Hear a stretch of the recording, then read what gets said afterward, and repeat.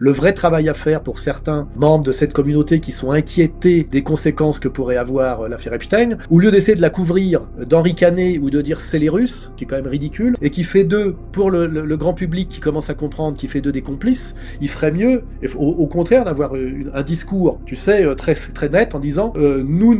n'avons rien à voir avec ces gens-là, nous les condamnons totalement. Alors le problème, effectivement, qui survient immédiatement, c'est qu'Epstein, non seulement fait partie de cette communauté, j'essaye de plus prononcer le nom, mais se vante de faire partie de cette communauté et justifie cette turpitude par cette appartenance communautaire qu'il exprime comme les valeurs fondamentales de cette communauté. C'est ça le vrai problème. Et c'est là qu'on découvre un terme que moi je connais bien et que j'ai été un des premiers à mettre en avant. Je l'arborais sur des t-shirts quand j'allais au tribunal il y a déjà pratiquement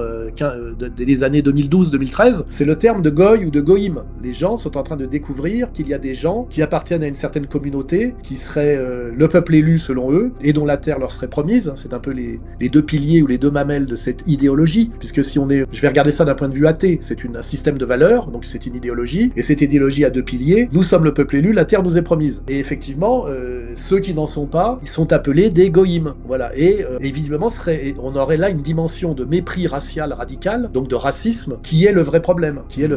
puisqu'en fait, il se trouve que pour des raisons pas de hasard historique, mais de réalité, aujourd'hui les gens notamment qui ont en charge en France la gestion du racisme et de l'antiracisme sont profondément liés à cette communauté.